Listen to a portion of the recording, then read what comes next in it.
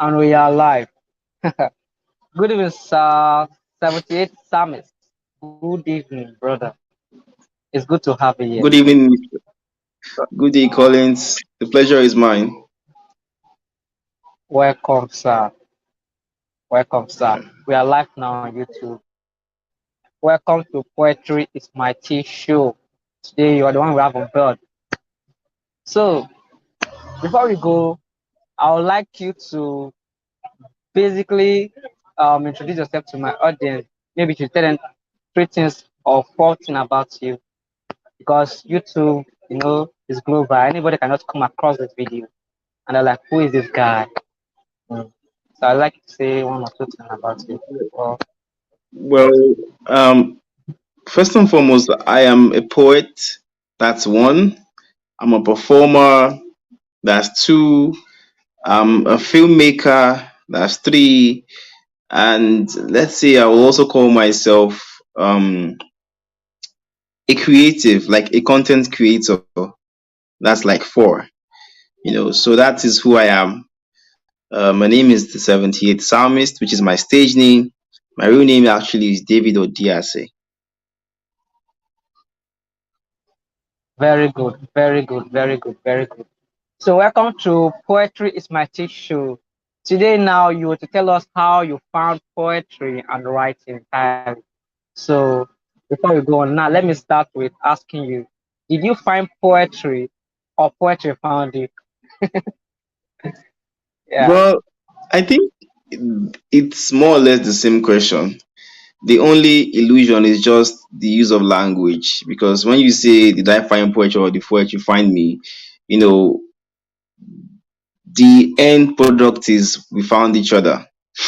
And poetry has always been a means through which I express myself, how I speak about the things in my society. Poetry has always been the medium through which I um, speak about social ills, and how I talk about how I document my experiences, and poetry actually began when I was very, very young, growing up in this terrain whereby I was an only child, you know, and I didn't really have any friends to play with at the time.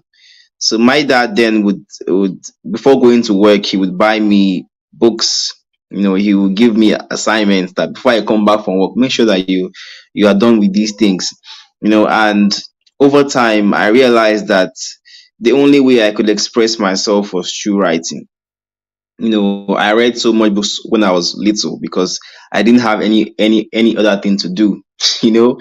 So that kind of built the habit of always wanting to pick up the pen to write, and I think I started writing as poetry as early as age 7.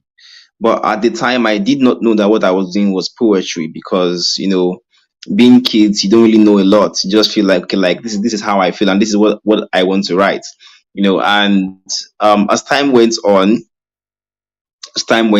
I think when I got to JSS3, that was when we started to offer literature and English, because that class you have to go to that class before you go to secondary school. So in GS3, I think third term, they had to introduce us to all the things like both science courses, art courses, commercial courses. So we did poetry as well. Sorry, literature in English as well. And that was when my teacher, then I can't forget her name. Her name is Mrs. Owunze, and she taught us what poetry was. Like, this is like poetry, you have to break it down into verses, And I remember, I can't forget, she gave us an assignment, take home assignment, to go and write two poems. And I think the first piece that I wrote was Take a Message to Mary. Second piece that I wrote was I think When I Die, or something similar to that. you know but over the years, it has grown beyond just writing poetry on page into a hunger that you know that is deliberate. about performance. You like I feel that I think it was Sir Jackson who said something like you a book is a graveyard for a poem, you know. But when you perform that poem, you are able to bring those words to life, and that is what um poetry is to me. That is how I found poetry. And one thing that I've tried to do in my little time as a performance poet is I always intend to tell stories that most people shy away from. I see each story as a challenge. You have to push yourself. You have to say things that others would not say. And because we have a like so much monotony in the art space. People talking about love, people talking about different stuff. And even though I have written about those things in the past, I think when the artist decides to be a conduit for the collective experience of their community, or that is when we can say art has fully formed. We have so much things in the world to talk about. We have child abuse, for example. We have SDG goals. We have global climate. And these things are there to be spoken about.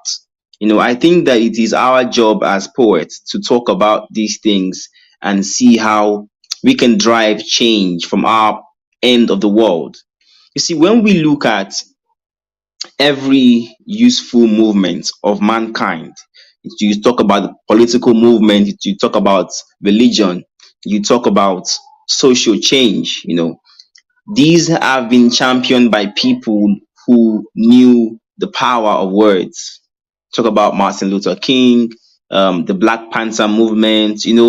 These are people that have been moved by by that understand that before the world. Because okay, let's talk about biblically now, right? The world was made by God's word. God spoke it into existence. So it follows logic that if we want to change our society, we have to do so through our words as well. Like we have to speak it. You understand? So that is just in a nutshell. That is how I find poetry and poetry find me. You know, the reason why I said, did you find poetry or poetry funny? Because most of the people I brought here, they'll say, no, I did not find poetry. Poetry found me. Just like I was born with No, poetry. So I said, no, okay, no, fine. no, Which one do you go for? no, Because you're both saying the same thing. no. So Exactly, that's it. Okay, exactly, fine. exactly. Definitely. Okay. Now, what were the challenges you were having when you were starting out as a young poet? Hmm. People will criticize your work. You're like, come on, get up. What are you writing? Come on. Those kind of people, friends that you have. So, what were the challenges you faced when you were starting out? The first challenge was I was scared.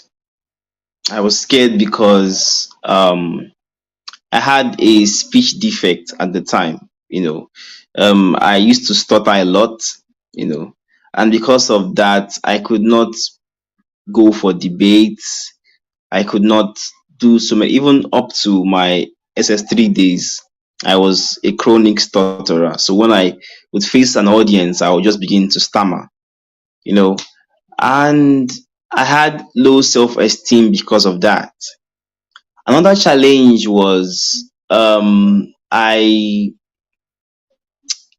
I was too self conscious. I didn't have a definite picture of how I wanted to write. And there is a thin line between wanting to write to please people and wanting to write for yourself. And because I wanted people to notice me, I was so hell bent on trying to impress people than focus on my message, you know. And I think another challenge was I did not have the resources to put to push forward. What I mean by this is, in terms of content creation, I could not make videos because they were very, very expensive. And another thing was I was scared. I hated competition. So wanting to put yourself out there into the spotlight whereby people will critique you, any small mistake you make, they just try to bring you down. I was so, absorbed in all of that. You know, those were like my major challenges. But how I dealt with them was this, and this is truth, just truth. How I dealt with them was this. First and foremost, when it came to me, like how I was able to speak, I started to learn how to overcome, my speech defect. Started to watch videos, started to know how to go about it, and I started to work on my self confidence, because most people who stammer, they always are very, very tensed, you know. And this was a journey that has taken me through live TV broadcasts, that has taken me to live radio shows whereby you cannot afford to mess up, you know. So I knew that I had that there was something at stake. I'm putting myself in situations whereby the only option I had was to deliver. It helped me to grow my self confidence. Now, for content creation, I decided to take it upon myself to learn the skills on my own. So when I was just starting, I had to go and learn mobile cinematography, audio production, so that I don't really have to spend as much money as I would spend if I was going to pay people. Then I also found a way of building my networks into having cinematographers as friends, as colleagues, and this thing kind of made my journey to be much more easier, compared to other poets. I think the last challenge I said was I was scared. I was scared. But someone once told me that you don't have to start to be great. No, you don't have to be great to start, yeah, but you have to start to be great. So To be so great. so this Yeah. has been my mantra. You just have to keep putting yourself out there, and you have to do it intentionally so that you grow in the right direction. And that is just basically how I was able to overcome all those challenges. Yes. Wow. Yeah, a strong man. Oh. You know, there's nothing like this competition of a team. For someone to face crowd. When someone will tell you, hey boy, go and do more, go and work more on your voice. You have some clumsy voice. People will Well, just be saying it's that. it takes a lot, and people always ask that how do you deal with stage fright. Now remember I told you that I had a speech defect. So during that time, I would go to church. So one thing that I started to do was I became an interpreter, because our preacher was more or less he uses Yoruba language to preach. So I became an English interpreter. So anytime there is service, if even if there was a crusade, I would just go beside him. So that kind of enabled me to get used to facing the crowd. And and people may not really want to tell you this, but even the biggest performers get tense before they go on stage. They just do not show it. Someone like me, if I'm going up on stage, like it will take all my willpower to sit down and wait for my performance. Sometimes I'll just go and stay outside or go and stay backstage because I just want to get it over with and just go. I don't want I don't want stress. So this is an art, and you have to get used to it. But the golden rule is this: the bigger the audience you face, the bigger your self confidence becomes. And that is just it. That is just it. Wow, that is true. You're right. You're right. You're right. I was in this same place, stage fright. Even up to now, one thing about fear is that anybody can have fear, but what matter is how you treat it. How you. I normally have fear, but one thing that happens is that I know how to control my fear. I don't allow the fear to control me now. But if it was before, now me go to shake. I'll be shaking like leaf. But now No, everything have changed. Everything have like changed. I think I mentioned something about self motivation, yeah. And something I also did was to learn to listen to motivational speakers as well. Like Les Brown, for example. There's one of my favorites that the title is "What is Your Fear?" And he told a story about a man who was so scared of a dog. You know, anytime he would go home, on his way home, the dog would chase him and made life difficult for him. And then one day, he was like, "I can't take this no more. Like, I must face you, you dog. I must face you." you know. And when he was going home, the dog came and was barking and wanted to bite him. When he picked up a stone to defend himself, he realized that the dog does not even have teeth. So many at times we spend our lives running from things that don't even have teeth to bite us. When you look at the stage, the worst that the audience can do is not to clap. That's even when you flunk your lines, people will still clap to encourage you. So it's all in your head, it's all in your head, and you have to learn to master that. You have to learn to be a master of your fears. They would be there, but courage is doing Yeah. it anyway, and that is just it. When I talk about that thing being on your head, when you're doing performance poetry, when you're performing, you are reading your lines. It's only you that know when you make a mistake. Those people do not know. But some people, Exactly, they will think they exactly. know. They will just, that time they realize they have made mistake, just pause. They were like, that is when you're even giving them a signal that, hey, something is missing here. But the people you are doing that for, Exactly. they did not know that you're making a mistake. But it's you yourself True. that will now show them. And that's the mistake many people make. Exactly. You're right. Exactly. Yeah. Okay. Um, Before we go on, there's this picture I saw. I don't know if you can see it. Look at this picture. Can you see this picture? Oh, yes, yes, Christopher Okigbo. Can you see it? Yes, Christopher Okigbo. The one I had with Christopher Okigbo. That's my Uh-huh. profile picture on Facebook currently. Somebody saw that picture, was asking me that I should help and ask.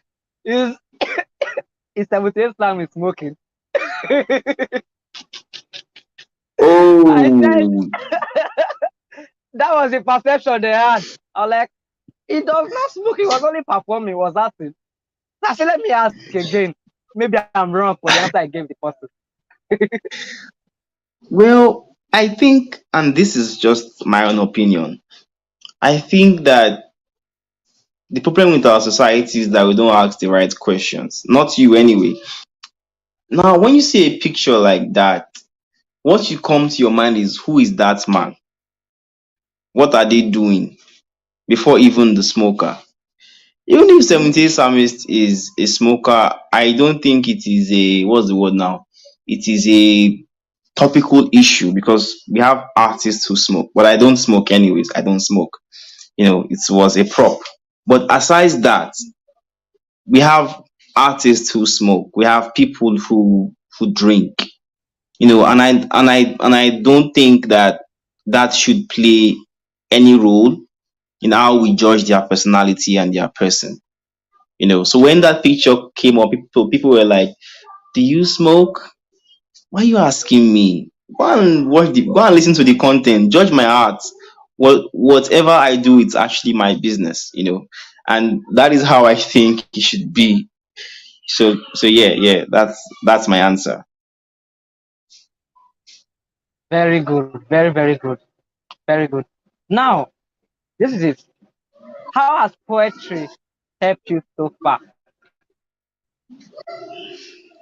Well, poetry is more or less my primary means of expression. There's back in the days I used to run a poetry page that says poetry saved my life, and that's just it. I think art is therapeutic, art is life saving. Imagine how our lives would be if we had to bottle up every single thing we feel without being able to express it. Like we would carry so much burden. When you release it through your art, you become lighter, and people can actually get inspired from what you do. A couple of days back, somebody reached out to me over one of my contents, Pantophobia. I think the other title is Lucifer's Hymn. I was talking about um, how much of myself I poured into that content, and telling me that it really helped them to deal with what they were going through. Now imagine if in those down moments I just kept it all to myself. At the time I was battling with depression, you know. But it was those low moments that I just used to, learn how to fly, into the sky high. I'm trying to rhyme, but you get what I'm saying, and poetry has been my friend. Poetry has been so much to me. Poetry has taken me to places that my certificate cannot take me to, or has not taken me to, and that is just what talent is. I think people should learn to follow their heart. Someone said, I was the one who said in one of my poems, I said, there is no roadmap more precise than following your own heart, and that is just what poetry is. Poetry has been the journey, poetry has been the destination for me. And that is what I think every other person should strive for in life. Yes. Mm, very good. Somebody asked me a question, one of my followers. He said I should ask. How many how many questions? How many wait. How many people are asking me questions to ask me?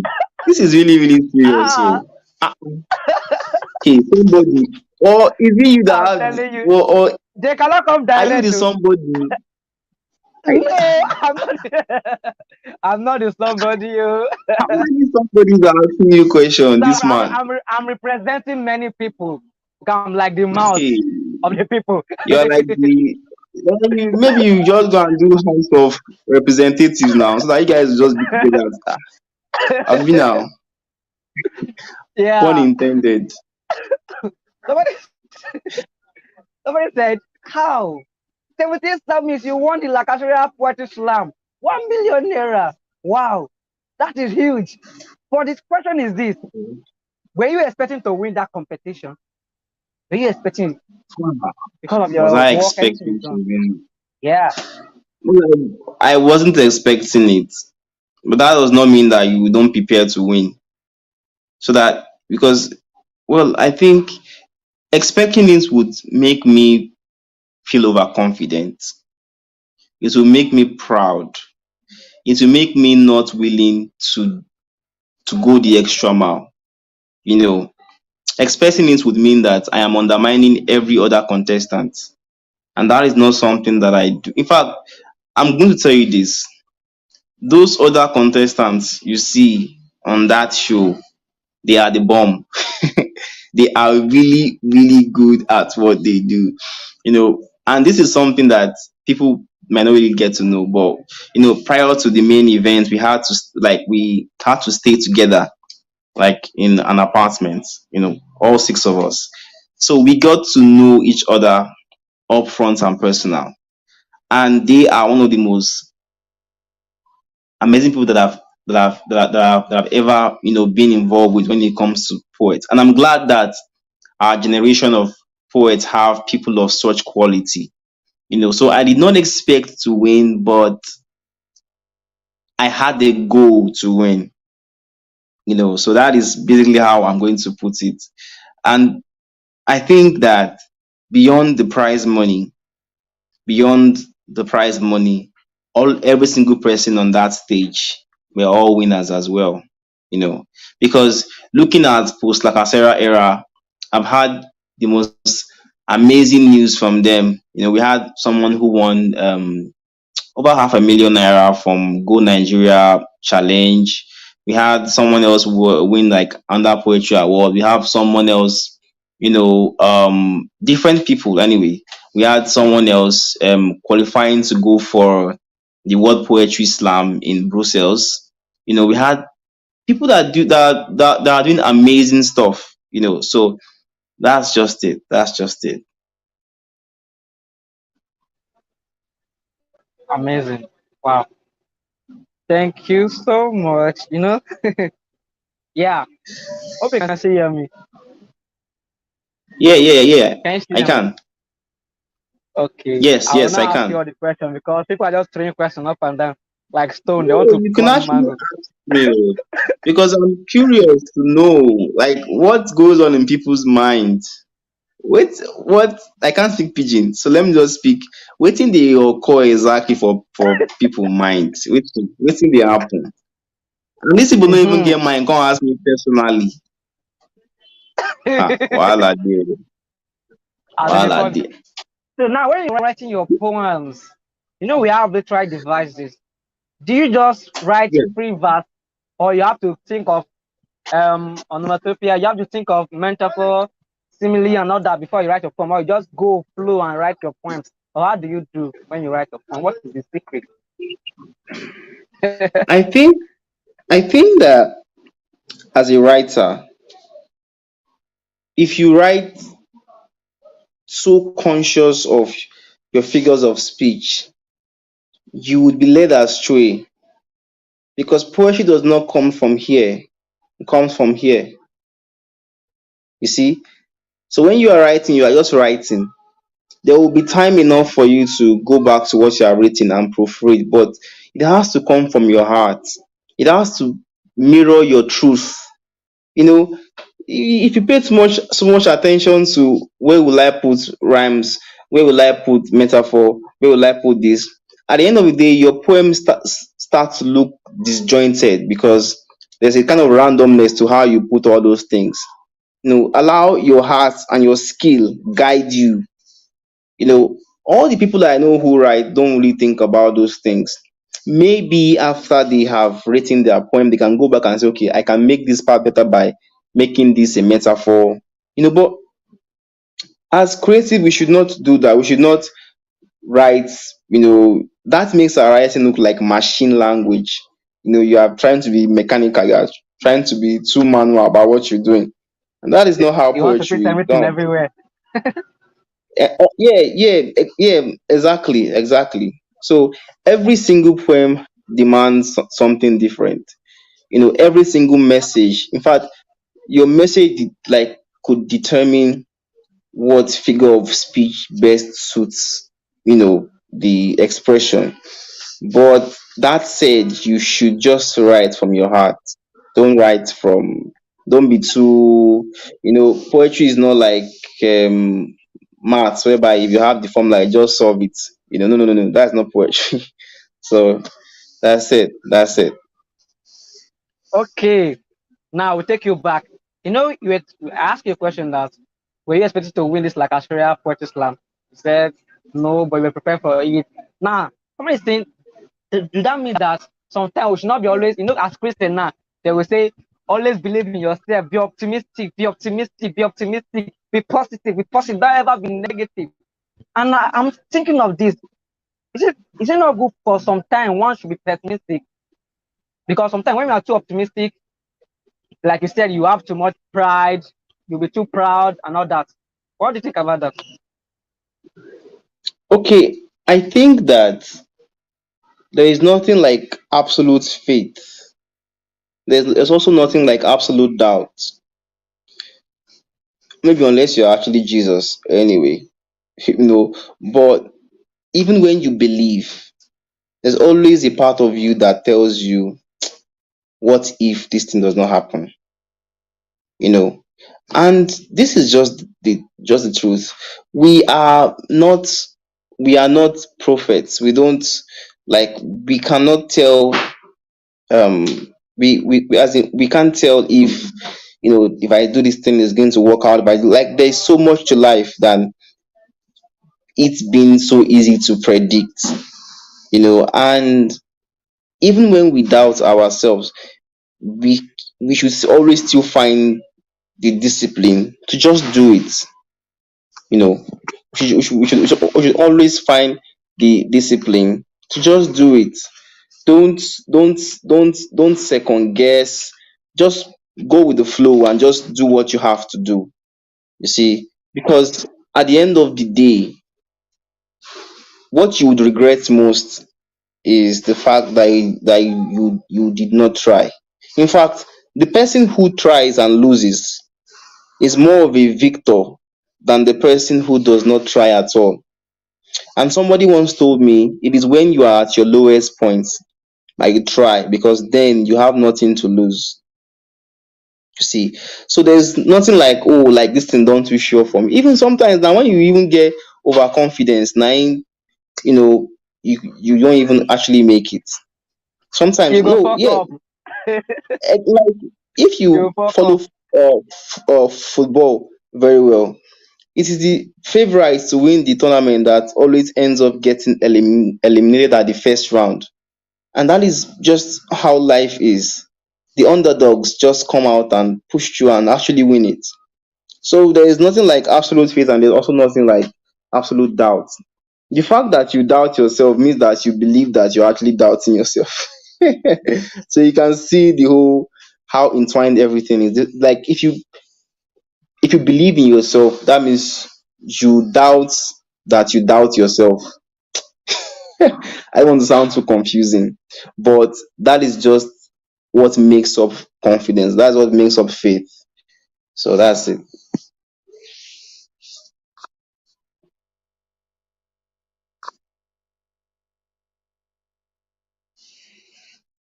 I'm done talking. Oh,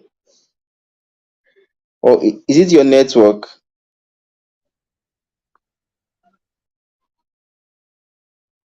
Oh, so let me just continue. So, like, that is basically what makes up faith. Sometimes when we try things, they don't always work out. Sometimes when we try to do something, we always come down. You see, but every person that I've come across in my life, like my career as a creative, as an artist, every single person, yeah, they always never knew how far they could come or how far they would come. They always had to just push, just blindly just follow, just do it through the doubt, through the pain, and that is why on some days, um motivation will not be able to get you through those tough times. You also need discipline. You also need discipline that even when all things are going wrong, even when things are not going your way, you just have to have the self discipline to still carry on despite the pain, despite the imposter syndrome, despite everything. So that's what it is. Thank you so much. Thank you. I'm back. Okay, can you still hear me? Yes, I can. Okay, when like now, when you were starting, I know some people will say I have role models, I have mentors. So did you have anybody that was coaching you on how to write poems? Who did you learn from, and who are those who model their work that you are so addicted to them that I can't leave them? The first person I like to mention his name everywhere is Graciano Nwerem. He is my mentor. In fact, the person who taught me most of what I know as a creative. He took me under his wing and he showed me my loopholes. You know, and that's about mentorship. But over the years, I have grown to learn from people from afar. People that, sometimes people always say mentorship has to do with Like the person have to be close to you, But there are people that still get inspired from people who have died. Michael Jackson still inspires people up till this day, So for me, people like Onyeka Nwaelu, for example, he's a very big inspiration because of how he thinks. I love people who do stuff that you can only dream of. People like that.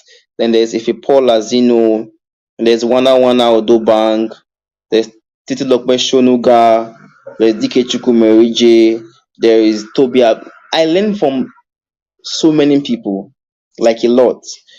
And as a creative, you have to know what is happening in your field. You have to know every single person. You have to know what they do and what makes them good at it. That is bigger than any other mentorship you can actually get. That is even better. That even has more value than even going for masterclass. Just learn from them, listen to their works. If there are new poets on the block, people who just like maybe drop works or just write poems, try to read them. You can learn from anybody and everybody. The fact that you are a pro doesn't mean that you can't be inspired by someone who is just starting out. There are young writers who inspire me, and I tell them, and I say, what you are doing, you're actually inspiring me. And they think maybe I'm joking. I say, no, this is like true facts. So you can learn from anybody and everybody. Nobody is what's work like nobody is, you get what I'm saying. So for role Nobody monopoly models, for knowledge. yeah, for for for role models, I would say I don't really have anybody who I say I want to be like. Why is that? That helps me to see myself, that helps me to define who I want to be properly. I always want to stand out. I want to be unique for something. So that is why I cannot say this person is my role model in this particular area. But like I said, there are people that I look up, people who I study their works, who I learn from their writings, there are people like that. But in terms of being 78 psalmist, I don't think I I just want to just be unique, known for something and be really, really good at it. That's who I am. Okay. So how did you come about the name 78 Psalmist? Are you trying to talk about Psalm 78? So yeah, like, I'm curious. Why did you come about that name as your stage name? 78 78 psalmist. Psalmist. There's an entire TV interview of like the way I explained why, but the short the short explanation is this: 70 psalmist is someone who uses history to tell stories of today, to tell stories to today's people. Someone who uses yesterday's history to tell stories to today's people. That is who the 70 psalmist is. I try to pick up things that have happened in the past and see how people of now can learn from them. That is who the 78 psalmist is. And I agree maybe with you I want because maybe if you can watch, maybe if you watch the interview, it's on my YouTube channel. Maybe you might find out that it was inspired by Psalm 78, but I'm not going to say that here. I'm not saying that here. all right, I will tag your YouTube channel to this video so that people will be able to No easily problem. go to your YouTube channel. I notice that when someone will start your channel, they'll just even if they type your name in words, they likely might not find your channel. But when they use number, they'll find your channel. So I will tag your channel to this video. Okay, No problem. very good. We have come to this stage where you will perform one of your Uh, favorite poems. Just help you us didn't to. tell me that I was going to because no, seriously, I asked you. You didn't tell me that, so you cannot spin that on me. I don't There's have a lot any of poems piece that to I back admire. This on. poem. Do you remember this poem? The girl I love. I love that poem. The girl I love. Do you know that poem? Most of this, yeah, I do, but most of these poems, I've barely memorized them. You were supposed to give me heads up, like Yeah, but because I asked you, you just said just an interview, I so understand. I would not like to fold my hand before the whole of Nigeria on a YouTube page and say I'm doing poetry. I beg, I beg, I beg, I beg, I beg. Maybe some other time. Okay, no Ah, problem. Oh my God. Okay, now what advice do you have for upcoming poets? We call them budding poets, budding writers, people who are just starting out. What advice do you have for them before I round up? I think they have to be willing to put in work. Like when I say work, like they have to really to put in work because poetry is actually something serious. There are people that take poetry for maybe just to write and express themselves. Those are different kind of poets. But for you who want to take poetry far, you have to put in a lot of work. You have to learn from people who are doing what you do, but they are better than you. You have to be humble. You have to learn to be current, and you have to be willing to evolve. You have to be willing to put your ego aside and learn. Learn. Like every person you see doing well for themselves today, they had to endure a lot of, should I call it pain or discipline? They had to work. They had to experience so much. They have to be open to criticisms. They have to learn to absorb the pain of rejection when you go for a contest and you don't win. They also have to learn that there is more lessons to take home from a criticism than a round of applause. Because when someone tells you that what you are doing has a problem, you have to be willing to put aside your ego and try to understand what is this person talking about. And that is my advice for you. Don't ever think or see yourself as you are good enough. You're not good at anything. Like people that are better than you at what you do, and you always have to go with that mindset, or else the day you start to believe that you know everything is the day you stop to learn. And that day you stop to learn is the day that you begin to die as a creative. That's it. Wow. Thank you so much. Thank you so much. But before you Like, go, I would like you to talk about this your program, poetry and performance mastering sessions.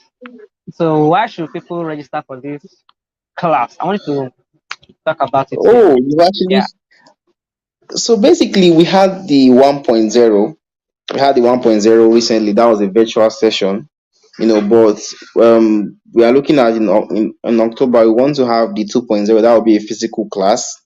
So we'll basically be teaching poets, writers how to write and how to perform. You could be a good writer, but you can be a bad performer. you know so we are going through, because for every student their needs are unique. So what we do is we try to reach out to them and ask them, okay, what area do you want to improve on when it comes to your art? So it's from what they say that we'll now be able to draft our scheme of work and make sure that it is student inclusive. That is what makes it different from every other masterclass out there. We actually ask them, okay, how do you want to get better? And this is basically what and how we do it. So it will be taking place on the 15th of October, at Ariata Heights event place. So the details are on the flyers. I'll be sharing the flyers again tomorrow. But I'm trying to work on the final designs for that.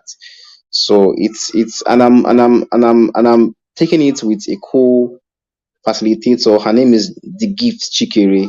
She is a she in fact she is an embodiment of performance herself.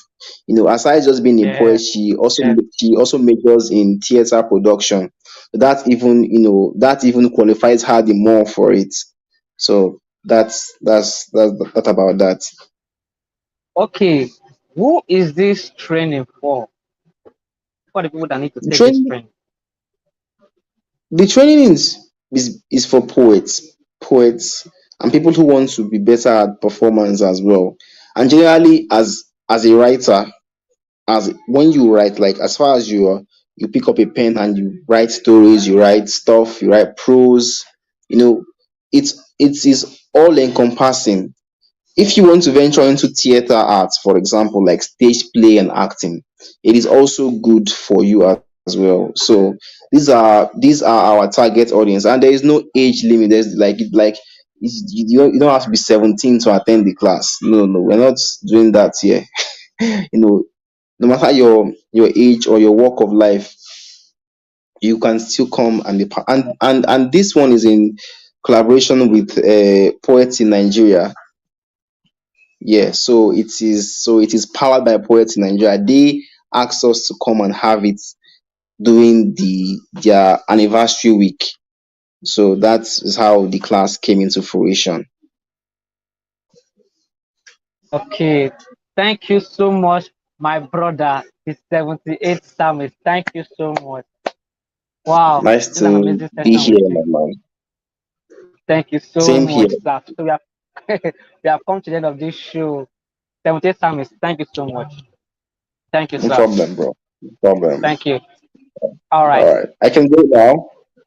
Yeah, you can go now. Thank you. Thank you. All right. Thank you, sir. Bye, guys.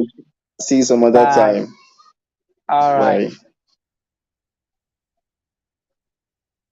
Okay, I hope you love this video. So subscribe to this channel, share this video. I am Ume calling to be a success soldier.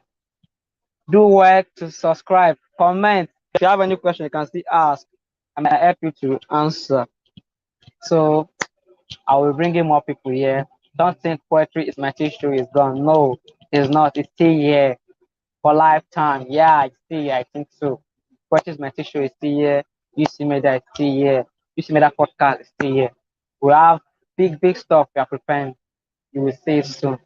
Thank you so much. All right. Bye. I love you.